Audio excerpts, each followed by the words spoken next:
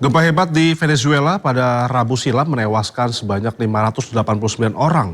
Hingga kini sejumlah mayat masih tergeletak di jalanan akibat besarnya kehancuran dampak gempa.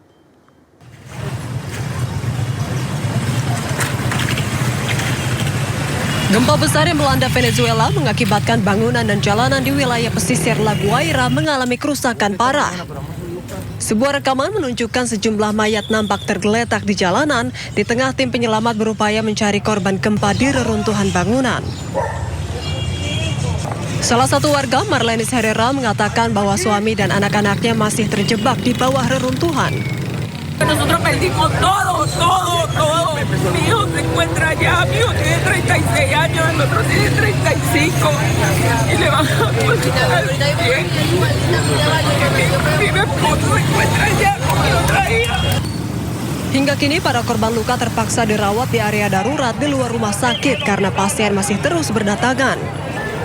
Sementara itu, tim penyelamat terus mencari korban selamat dari gempa bumi besar di Venezuela.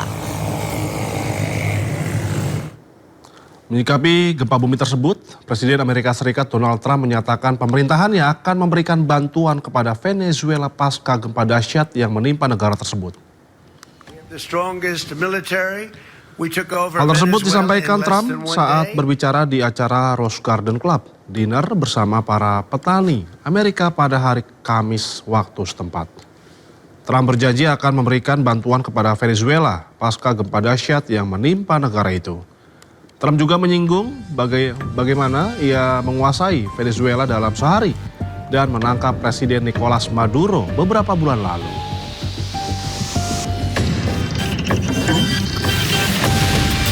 We have the strongest military. We took over Venezuela in less than 1 day, and the oil is flowing, and we're getting along with them great. We're going to, by the way, help them with their they had a tremendous earthquake last night that you read about, massive in Caracas. Sebelumnya PLT Presiden Venezuela, Delcy Rodriguez, mengumumkan keadaan darurat setelah 2 gempa bumi dahsyat dan lebih dari 20 gempa susulan mengguncang negaranya. Delcy mengatakan Bandara Internasional Maiquetía yang terletak di dekat Caracas ditutup menyusul kerusakan serius pada infrastrukturnya.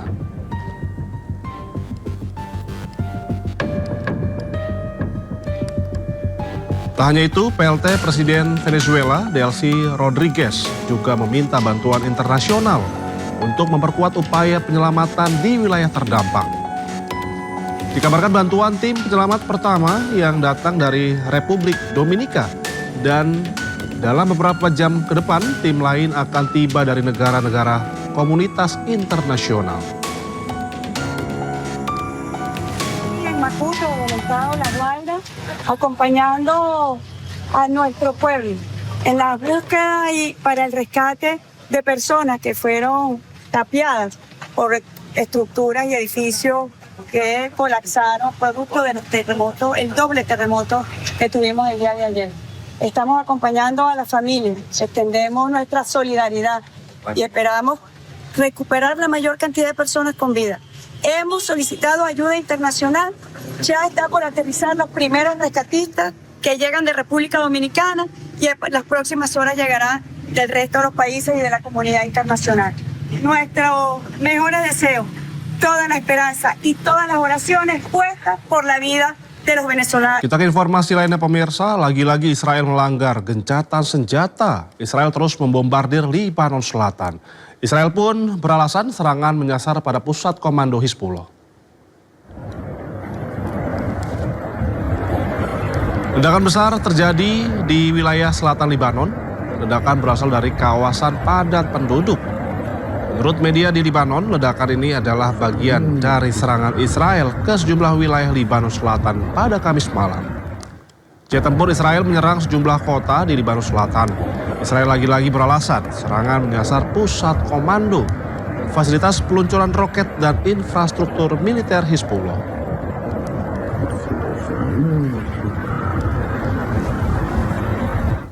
Sementara itu, kelompok Hizbullah merilis video penembakan roket dan rudal ke wilayah perbatasan antara Libanon dan juga Israel.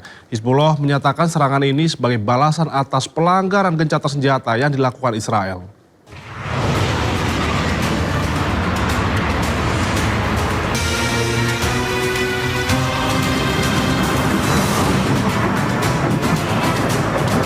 Hizbullah terus menyerang balik Israel. Sejumlah roket hingga rudal diluncurkan ke sejumlah titik Israel yang berbatasan dengan selatan Lebanon. Video berdurasi 2 menit ini dibagikan melalui saluran resmi Hizbullah. Hizbullah beralasan serangan ini menargetkan posisi pasukan Israel yang berada di wilayah pendudukan di selatan Lebanon.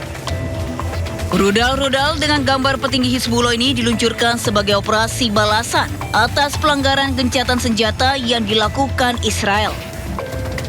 Sementara itu, Israel mengklaim telah mencegah sebagian besar roket yang diluncurkan dari Lebanon. Hingga kini, konflik di perbatasan Lebanon-Israel masih berlangsung dalam intensitas rendah. Kedua pihak kerap melanggar gencatan senjata yang seharusnya masih berlaku. Pasca kesepakatan dengan Amerika, Selat Hormuz kini kembali terbuka. Banyak kapal dan tanker terus bergerak melalui jalur perairan strategis ini. Namun Selat Hormuz kini tak sama lagi. Iran dan Oman akan kenakan tarif untuk kapal. Pada hari Kamis waktu setempat, Angkatan Laut Korps Garda Revolusi Iran menjelaskan bahwa kapal hanya dapat melewati rute yang diumumkan oleh Teheran dengan aman. Mereka memperingatkan bahwa rute baru apapun yang diumumkan oleh pihak lain tanpa pemberitahuan atau koordinasi dari Iran adalah tidak dapat diterima dan sangat berbahaya. Awal pekan ini Iran dan Oman mengeluarkan pernyataan bersama yang menyatakan bahwa mereka akan menjajaki kemungkinan biaya di masa mendatang untuk pengelolaan lalu lintas maritim sebagai imbalan atas layanan yang telah diberikan. Kepala negosiator Iran, Muhammad Bagher Ghalibaf, mengatakan bahwa selat tersebut tidak akan pernah kembali ke kondisi sebelum perang. Amerika Serikat mengklaim bahwa harga minyak turun drastis, sementara harga saham Amerika melonjak tinggi, melebihi rekor yang sudah ada sebelumnya. Hal ini dikarenakan kesepakatan Amerika Serikat dan juga Iran yang ditandatangani pada pekan lalu. Listen to the fake news. Oh, they're much better today than they were then. These people are crazy. They want to make a deal with us very badly. And we probably will. I think we will. But the Strait is open. Yesterday, they took out 19 million barrels of oil. That's the most in the history of the Strait. And the oil prices are dropping like a rock. And you know, as goes oil, so goes everything else, including all of your products. You have to spend a lot of money for your tractors. Now you're going to be spending much less than you were spending just a few weeks ago. We had the best numbers we've ever had. And I called in Scott, I called in Howard, I called in a lot of the people standing right there. I called in our great Secretary of the Interior, Doug, and I said, here's the story. We just hit records. Our country is doing better than it's ever done. The stock market, we've had 73 all-time highs in less than... Amerika Serikat, Lebanon, dan juga Israel menandatangani rancangan kesepakatan perdamaian trilateral di Washington. Kesepakatan ini lahir usai 5 tahap pembicaraan di Washington antara AS, Lebanon, dan juga Israel. Kesepakatan ini diharapkan dapat mengakhiri perang antara Hizbullah yang didukung Iran dan Israel di Lebanon Selatan. Sayangnya rancangan kesepakatan damai ini mengesampingkan pejuang Hizbullah.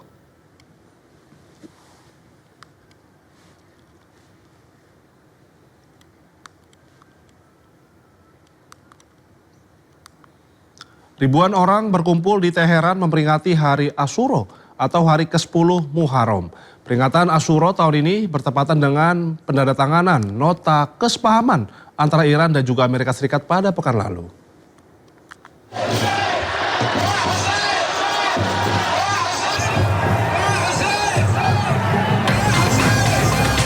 Ribuan warga Teheran mengenakan pakaian hitam berkumpul di tengah kota Teheran, Iran.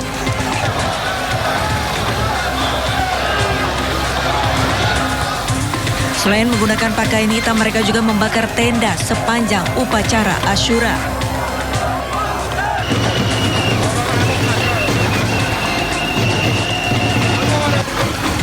Mereka memperingati Hari Asyura, di mana perayaan ini merupakan perayaan keagamaan penting bagi umat Muslim Syiah. Mereka memperingati kematian Imam Hussein Ibnu Ali di Karbala.